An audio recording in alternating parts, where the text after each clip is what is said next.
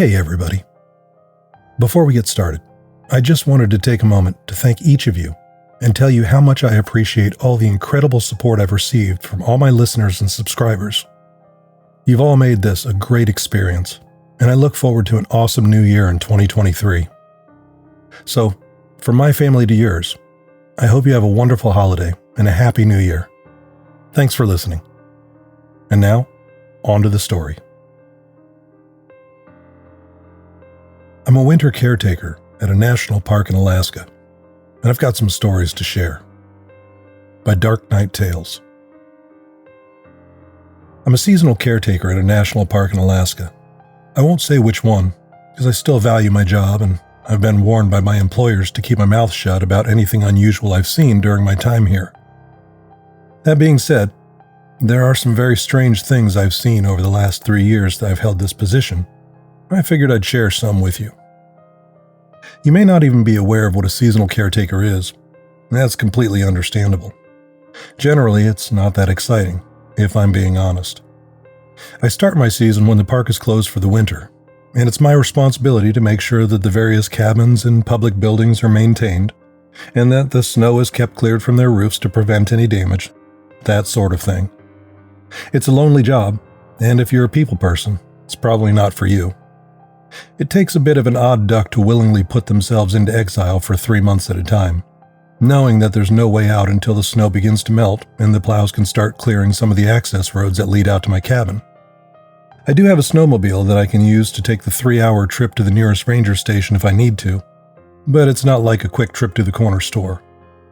It's just fine for me, though. I've always been a bit of a loner, and I have Max, my Jack Russell Terrier, to keep me company. The job isn't very demanding. I typically spend only a few days each week tending to my responsibilities, and the rest of the time is mine to do with as I please. A few years ago, I took up nature photography as a hobby to pass the time, and I've even had a few of my pictures published by an organization you'd recognize by name. I have framed copies of those magazines hanging on the wall behind me right now, as a matter of fact. A lot of people come through the park during the more temperate months. It's probably one of the most popular places for outdoorsy folks to come explore in this region of Alaska. In the winter months, however, it's completely deserted, except for a few lonely ranger stations and the like. I'll go for weeks at a time without seeing a soul, and the only person I speak to with any regularity is my ranger buddy, we'll call him Rick, who I check in with a few times a week on the radio. Aside from that, it's just me and Max. I'm not sure how best to go about telling you some of the things I've seen up here in the dark, frozen days of winter, so I'll just dive right in and tell you about the shades. At least that's what I call them when I'm talking to myself. I have no idea what they really are, but when the winter storms are blowing strong against my shuttered cabin windows and the visibility in the snow and dim light are next to nothing, you'll see them. It's almost like looking at someone moving behind a pane of frosted glass, all indistinct and shadowy. At first, I just thought that my mind was playing tricks on me, finding patterns in the chaotic static of all that falling snow. But then I started hearing them as well, like murmurings just loud enough to hear over the howl of the wind, but too quiet to recognize them as any sort of intelligent speech. It's enough to set you on edge, I can tell you that much. They tend to only show up during a heavy snowstorm, and the fiercer the storm, the closer they'll come to the cabin.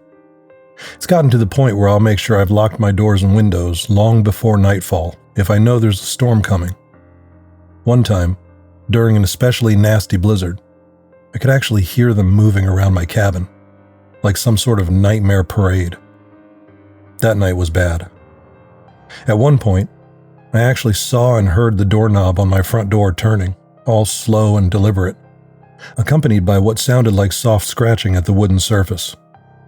The worst of it, and I'll swear on a stack of Bibles that it's the truth, was the faint whispering voice that kept calling my name just on the other side of the door.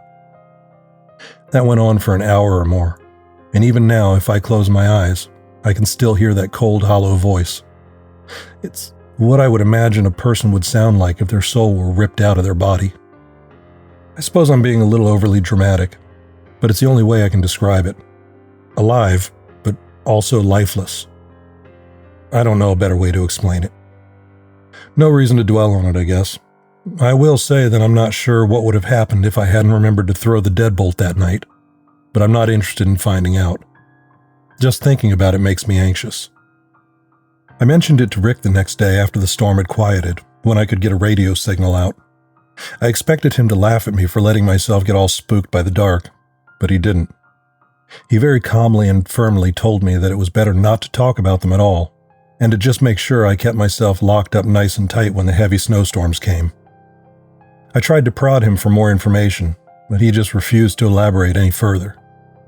The only thing he would add was that not everything sleeps when winter comes on up here. I have to admit, he creeped me out more than a little with that zinger. He definitely knows something about them, and I'm going to try to pin him down one day and get more information. The next thing on the list is the car graveyard. I shit you not. If you explore far enough off the beaten trail out here, chances are pretty good you'll find one. A car or truck just inexplicably deposited in the middle of backwater Alaska. Like that makes any sense at all. The first one I ever saw was an early 2000s BMW coupe, looking like it was just off the showroom floor, except for the fact that half of it was embedded in an old spruce that had probably stood there since before cars even existed. It almost looked like the tree had grown around the car, or maybe the car had been interposed into the tree. I don't know how it's possible, I just know that it was there. I've seen a few of them during my time here, sometimes trapped in the trees like that BMW, and sometimes just sitting in the middle of an open space of ground. Every one of them looked like they were fresh off the road, and none of them had any logical way they could have gotten out here, even without the whole stuck in the trees part. The most unnerving thing about the cars, though, is the clothing. I've stopped looking, and just tend to avoid going anywhere near one if I see it. But the first time I saw one, my curiosity led me to check it out. I tried to open the doors, but they were all locked. When I looked in through the windows, though, I saw the damnedest thing. In the front seats, it looked like someone had laid out clothes, pants, shirts, socks, shoes, the whole deal, and strapped the seat belts around them. It was like the people in the car had just vanished in mid-drive, leaving their clothes behind just the way they'd been wearing them. Eerie is one word for it, but if I'm being honest, it scared the shit out of me. The other thing about the cars is that you won't find the same one twice. When I saw that first BMW, I came back out the next day with my camera to take a picture of it, but it wasn't there anymore. I thought I'd simply forgotten where it was or that I'd gotten turned around, but when I saw my boot prints in the snow from the day before, I knew I was in the right spot. I tried to report this to the rangers as well, but Rick told me they wouldn't even send anyone out to investigate them anymore. By the time anyone got there, they'd be gone. Apparently, reports of this sort of thing have been coming in periodically over the last 20 or 30 years, and nobody knows anything about them. He did tell me that one of the rangers had found one once. A school bus from Texas, if you can believe that. In each of the rows of seats were piles of empty clothes, with the exception of the driver. The ranger that found it said that the driver was sort of there, but not really, almost like a blurry hologram frozen in time. He said that the driver, an elderly man, looked like he was frozen in some sort of terrified scream, all wide-eyed and gaping mouth. The ranger tried to get into the bus using the rear emergency door, but when he got the door open, a loud buzzing sound filled his ears, and a high-frequency vibration ran through his body like an electric shock. He said the closer he got, the more intense the sound and sensation became. Before he could even take a step inside the bus, it grew so strong that he thought he was going to pass out. The best he could describe it was like when you have two strong opposing magnets that you're trying to push together. The more you push, the stronger the resistance becomes. He said it was almost like the universe was somehow keeping him out of the bus, like he didn't belong in it. He stumbled away from it and spent the next day in bed, sicker than a dog.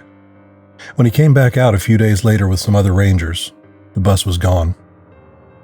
I can't really speak for the buzzing and vibrating personally. I just know that I avoid them whenever I see them. They're just not right. The last thing I'll tell you about today is the bridge. About a mile or so away from my cabin, along a maintained footpath, there's a rope bridge that crosses a deep ravine.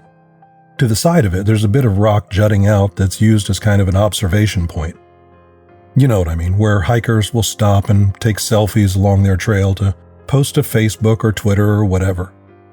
The Parks Department even went through the trouble of installing handrails along the edge of it to prevent anyone from falling to their death. Of course, there aren't any hikers here during the winter season. The park is technically closed, and all roads leading into the area are blocked by chains to prevent anyone from driving in and getting into trouble with no possibility of rescue. I hike down that path probably once a week, looking for photo opportunities to occupy my time. It's a beautiful walk, and the whole landscape seems so fresh and crisp without people tromping all around it. I've gotten some incredible shots of the bridge, but I don't dare step out onto it when it's this cold, though. The boards are constantly frozen and slick with ice. I'm pretty sure it wouldn't take much of a misstep to fall on my ass and slide out from under the waist-high rope handholds. I'd be falling 200 feet to the rocks below before I even realized what was happening.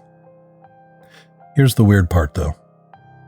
Invariably, when I reach that bridge, I'll find multiple sets of footprints leading up to the rocky outcropping, but none of them leading away from it.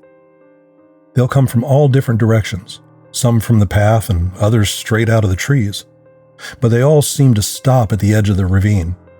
They're various sizes and stride lengths, some of which are very small and others are so large they had to have been made by some massive hulk of a person.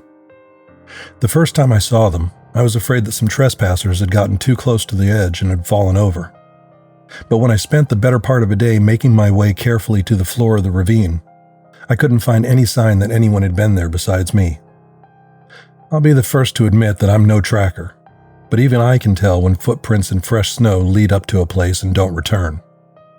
I've walked out onto that outcropping myself once to see if I could figure out where all these people had gone. Maybe there was a hidden path I wasn't seeing, but the moment my foot touched that stone, my head began to throb like I was suffering from the worst hangover I'd ever had.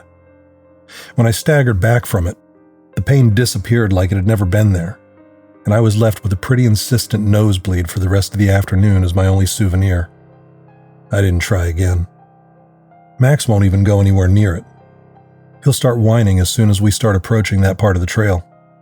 Mind you, this is a dog that I've had to, on multiple occasions, wrestle inside the cabin because he was so incensed that a pack of wolves dared wander too close to his territory. For all of his small stature, he doesn't seem to have the self-preservation gene that tells him when he should be afraid of something. But not the overlook, though. That's a different story altogether. Even Max has his limits, I guess. I have more stories, and I'm getting a little tired, and it's about time for me to get some sleep. Tomorrow I need to head out to the cabins down by the frozen lake and make sure their roofs are clear. Maybe if you guys are interested, next time I'll tell you about the dead bears. That's a strange one.